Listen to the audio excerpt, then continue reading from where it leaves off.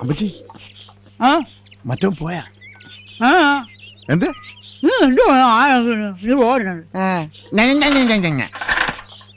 ആദ്യം കുന്താണ്ടോങ്ങ് മാറ്റ്. ചില താലിബാനിച്ചുകളെ പോലെ മറ്റോ പോയാ. അവന്റെ ചേച്ചിയെ കൊണ്ട് വിടാൻ പോയിരിക്കുക. അവൻ പോണില്ലേ? അന്ന കൊച്ചമ്മയ്ക്ക് ഭേദമായതിനു ശേഷമേ അവൻ പോവും. അവനിവിടുന്ന് പോയില്ലെങ്കിലേ അവനിവിടുന്ന് ഞാൻ പറപ്പിക്കും. പറപ്പിക്കും. വക്കീലിനെ വിളിക്കാനോ മറ്റോ നിന്നെ വിളിപ്പിച്ചത്? വക്കീലിനെ വിളിപ്പിക്കാൻ അവനെ വിട്ടാ മതി. ഞാൻ ഇവിടുത്തെ മാനേജറാ. ഓ മാനേജർ പറഞ്ഞു നടക്കാൻ കൊള്ളാം. എടാ അവരുടെ മുമ്പിലേ നീ ഇവിടത്തെ ഡാമേജറാ. എടാ പോത്തെ, ഇനിയെങ്കിലും കൊച്ചമ്മമാരുടെ അടുത്ത് തഞ്ചത്തി നിന്നാ നിനക്ക് വല്ലതും കിട്ടും. അല്ലെങ്കിലേ താമരപ്പൂ പോലെ ഇങ്ങനെ കുളത്തി കിടക്കാം. അമ്മച്ചി നോക്കിക്കോ, അവനെ കൊണ്ട് ഈ ബംഗ്ലാവ് സ്വത്തുക്കൾ ഞാൻ എഴുതി വാങ്ങിച്ചില്ലെങ്കിൽ എനിക്ക് കിട്ടില്ല. അമ്മച്ചി അമ്മച്ചി എങ്ങനെങ്കിലും പറഞ്ഞ് എനിക്ക് വാങ്ങിച്ചു, അല്ലെങ്കിൽ ഞാൻ ചത്തുകളയും. എടാ നീ ആവശ്യമില്ലാത്ത ബുദ്ധിയൊന്നും കാണിക്കരുതേ. ചത്താ പിന്നെ ഒന്നും കിട്ടത്തില്ല. ആണോ? ആ നീ വേഗം ചെല്ല്. അന്ന കൊച്ചമ്മ സുഖല്ലാതെ കിടപ്പില്ല. ചെല്ല് ചെല്ല്.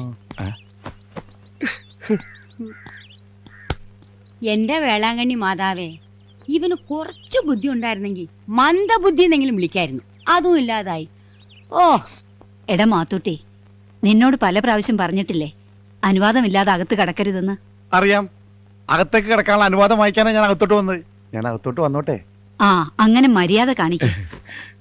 എന്നാത്തിനാ എന്നെ വിളിപ്പിച്ചത്? ദേ നീ പോയി നമ്മുടെ വക്കീലിനെ ഒന്ന് വിളിച്ചോണ്ട് വാ. എന്നാത്തിനാ ഇപ്പൊ വക്കീല്?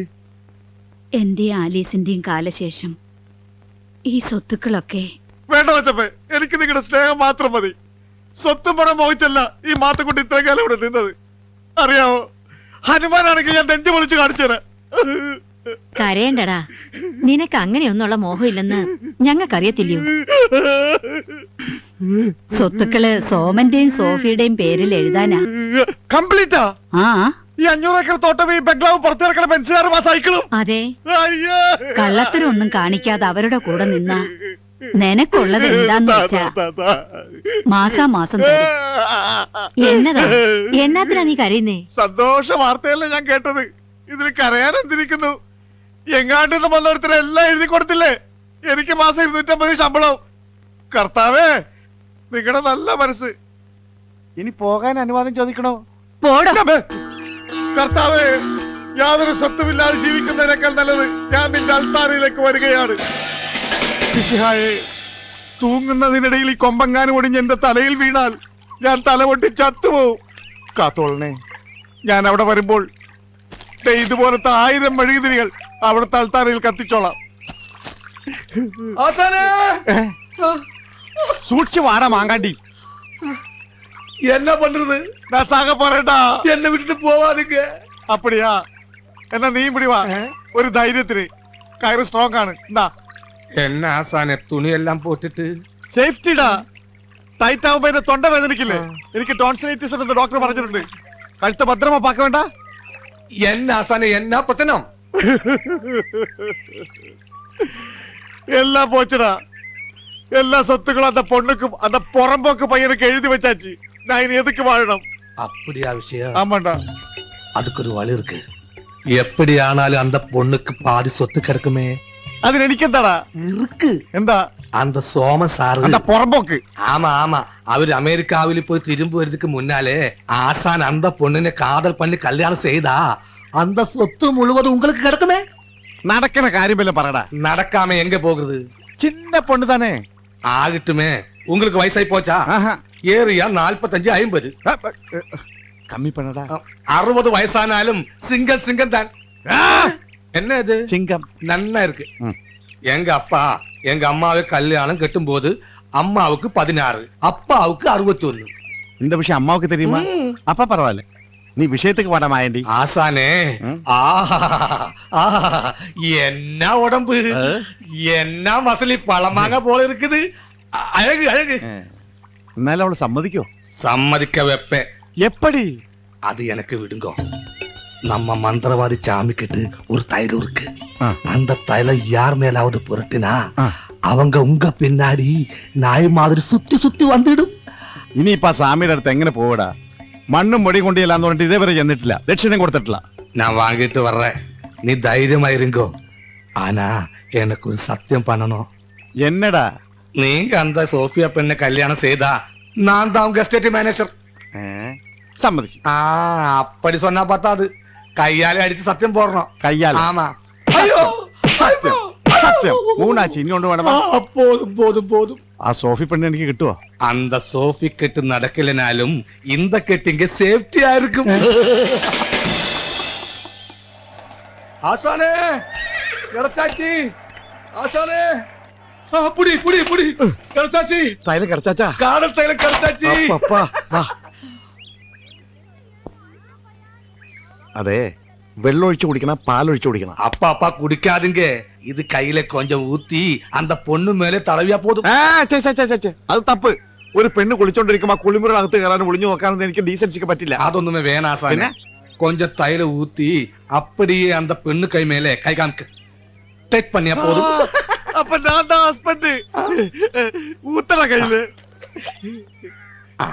കൊഞ്ചം കൂടി ഊത്തട. கல்யாணத்துக்கு இது போதும். സ്വത്തുക്ക്? ஓ சொத்துக்கு. കാതൽ പണം, കാതൽ പണം. அப்படி ஒரு படம் இருக்கா? പടമല്ലടാ, മണം. ಏಯ್ ಮಾತುಟಿ, ആ, ಏನು ವಿಶೇಷ? നല്ല വിശേഷം. ಸೋಫಿಯಾಳ್ಗೆ ಒಂದು ಲೆಟರ್ ದಾರೆ. സോഫിയക്ക് ലെറ്ററാ? ഛേ, വേണ്ടി. நான் கொடுக்க மாட்டேன். ಕೆಡಲಿಕ್ಕೆ ಆಗುತ್ತದಾ? പെടലിക്ക് എന്ത് പറ്റി? ಕೆಡಲಿಕ್ಕೆ ಆಗುತ್ತದಾ? ഓ, കത്ത് കൊടുക്കാം. ആ. ആ, കൊടുക്കാം. വേണ്ടി കണ്ടോടാ, അവളുടെ കൈക്ക് തൈലം തേക്കാനുള്ള ചാൻസ് ഉടയമ്പരം കൊണ്ടുവന്നതാ. நான் சொல்லல, இன்னையில இருந்து உங்களுக்கு தீபாவளி. ദീപ, வலி வலி. ഇതെന്താ ഈ കുതിരക്ക്? കുതിര പിന്നാലെ വരുന്നത്? ஐயோ ஆசானே, நீங்க அந்த தைலம் குதிரை மேல தேய்ச்சாச்சா? ആമാ, അല്ലെങ്കിൽ കത്തി കിട്ടാവൂലേ? ஐயோ, பொண்ணு மேல தேய்க்க சொன்ன தைலம் குதிரை மேல தேய்ச்சாச்சா? ആമാ. அப்ப குதிரை குங்க மேல காதல் வருவ. അയ്യോ, കുതിര കാതൽ പണ്ടുമാ. അയ്യോ, എന്താ കുതിര? അയ്യോ, അയ്യോ. ஆசானே, ஓடாசானே.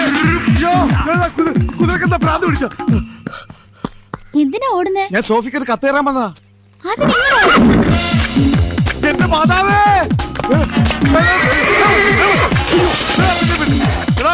വയാണ്ടി, ഇതെന്തൊടുക്കുന്ന തൈലോടാ? ஆசானே, வலிஞ்சோட ஸ்ட்ரைட்டோடு.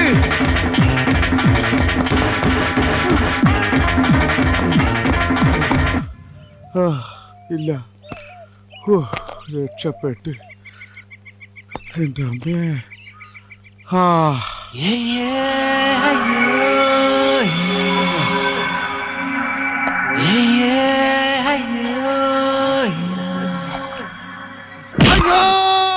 അയ്യോ, അയ്യോ.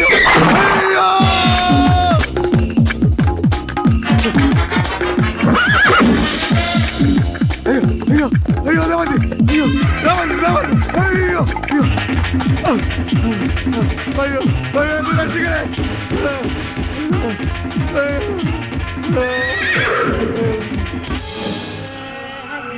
അയ്യോ, മാതാവേ, ഞാനൊരു മനുഷ്യനാണെന്ന കാര്യം കൂടി ഓർക്കണ്ടേ? ആ ജന്തു என்ன காதல் கிஸ், டைட்டானிக் மாதிரி இருந்த.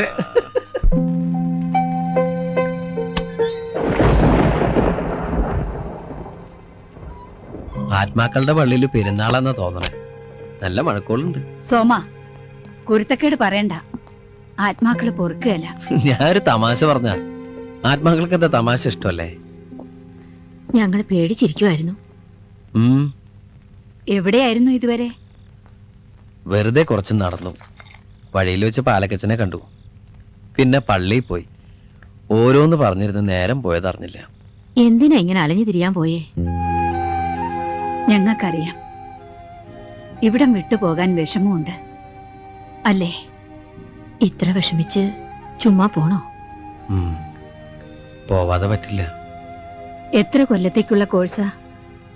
ഞങ്ങളൊരു ഗ്രൂപ്പായതുകൊണ്ട് എത്ര കാലത്തേക്കെന്ന് പറയാൻ പറ്റില്ല. ഗ്രൂപ്പോ? അതെ, ഞാൻ മാത്രമല്ല, ഞങ്ങൾ 5-6 പേരുണ്ട്. ഗ്രൂപ്പ് വിസയാ. ആന്നോ? അപ്പൊ നീ? അല്ല, നിങ്ങള് പ്രാർത്ഥനയൊക്കെ ചൊല്ലിയോ? നീ വരട്ടെന്ന് കരുതിയിരിക്കുമായിരുന്നു. ആ, സോഫിയെ വിളിക്കേ. ആളെന്തേ? അന്നേച്ചി, കോഴ്സ് കഴിഞ്ഞ് തിരിച്ച് ഇങ്ങോട്ട് തന്നെ വരണോന്ന് പറയാന്ന് പറഞ്ഞിട്ട് ഞാൻ പറയാൻ തുടങ്ങിയതാ. അപ്പോഴത്തേക്ക് അവൻ വിഷയം മാറ്റിയല്ലോ.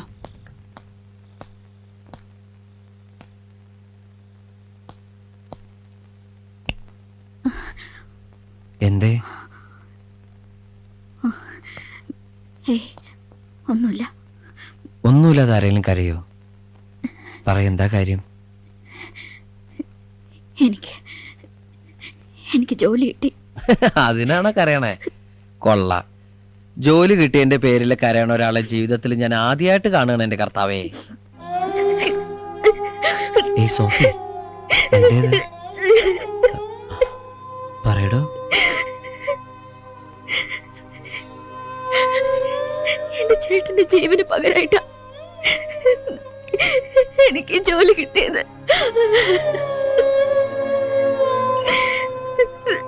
എന്താ കയ്യില്?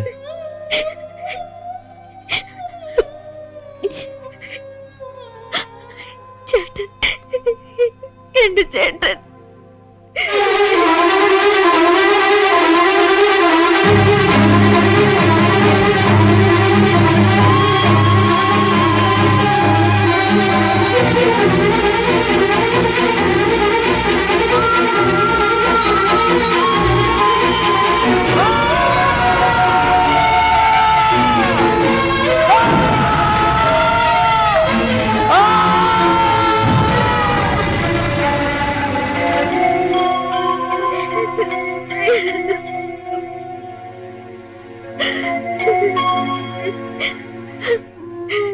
സ്വന്തം പറയാൻ ഈ ലോകത്ത് എനിക്ക് എന്റെ ചേട്ടൻ മാത്രമേ ഉണ്ടായിരുന്നുള്ളൂ. കത്തിക്കഴിഞ്ഞ എന്റെ ചേട്ടനെ സെമിത്തേരിയിൽ അടക്കിയിട്ട ഞാൻ ഇങ്ങോട്ട് പോന്നത്. മയക്കുമരുന്ന് കഴിച്ച് ഭ്രാന്ത് പിടിച്ച കുറെ ദുഷ്ടന്മാര് തീ വെച്ച് കൊന്നു എന്റെ ചേട്ടനെ. അവന്മാരുടെ ഫോട്ടോ എടുത്ത് പത്രത്തിൽ കൊടുത്തതിന് പകരം വീട്ടിയതാ.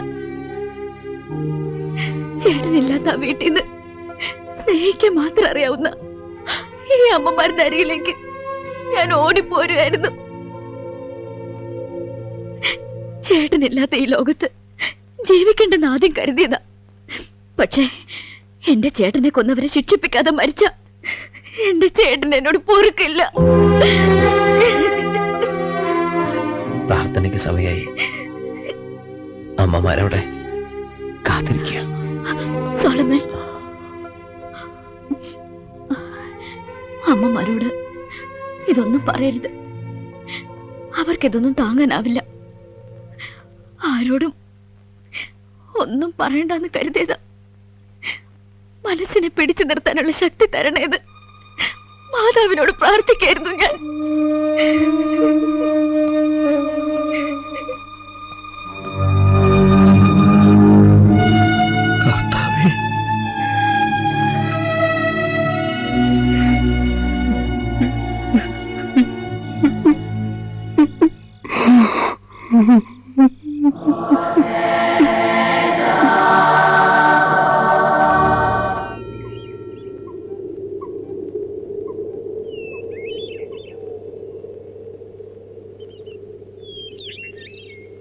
ഞാനിനി എന്താ ചെയ്യണ്ടേ ഫാദർ? ഇതറിഞ്ഞത് മുതല് നെഞ്ചിനകത്തൊരു വിങ്ങല. അവളെ കാണുമ്പോ വല്ലാത്തൊരു കുറ്റബോധം. ചെയ്യാത്ത തെറ്റിനിങ്ങനെ ഒരു എല്ലാം അവളോട് തുറന്നു പറഞ്ഞാലോ ഫാദർ? ഏയ്, തൽക്കാലം അങ്ങനെയുള്ള അവയവൊന്നും കാണിക്കരുത്. നീ പറയുന്നൊന്നും സമാധാനത്തോടെ കേൾക്കാനും മനസ്സിലാക്കാനും അവൾക്ക് കഴിഞ്ഞെന്ന് വരില്ല. വല്ല ഒച്ചപ്പാടും വെള്ളം ഉണ്ടാക്കിയാൽ ആകെ പ്രശ്നമാവും. അതുമല്ലെങ്കിൽ ആരോടും മിണ്ടാതെ പോലീസിനെ വിളിച്ചു വരുത്തിയാലോ? അന്നേ ആലിസ് ഇതൊക്കെ അറിഞ്ഞാ പിന്നെ എന്താ ഉണ്ടാവുക? പക്ഷേ ഒരു പക്ഷേയുമില്ല. എന്തായാലും 2 ദിവസം കൂടല്ലേ നീ ഇവിടെ ഉള്ളൂ. നീ പോയി കഴിഞ്ഞ് സമാധാനമായിട്ട് ഞാൻ അവളെ എല്ലാം പറഞ്ഞ് മനസ്സിലാക്കിക്കൊള്ളാം. എന്താ പോരെ? ഹാ, നീ അപ്സെറ്റ് ആവാതെ ധൈര്യമായിട്ടിരിക്കേ. പിന്നെ എല്ലാം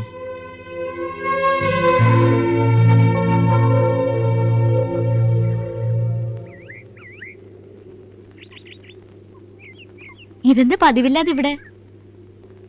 മാതാവിനോട് ചില കണക്കുകൾ പറഞ്ഞു തീർക്കാനുണ്ടായിരുന്നു. എന്നിട്ട് തീർത്തോ?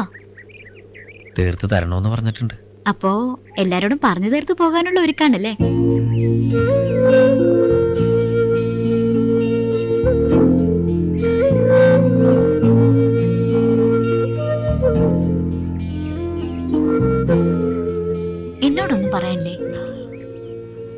അതിപ്പോ എന്നാ എനിക്ക് പറയാനുണ്ട്. സത്യം പറഞ്ഞ ഇത്രയും നാളും മനസ്സിലെ വിഷമം മുഴുവൻ മറക്കാൻ എന്നെ സഹായിച്ചത് സോമനാ.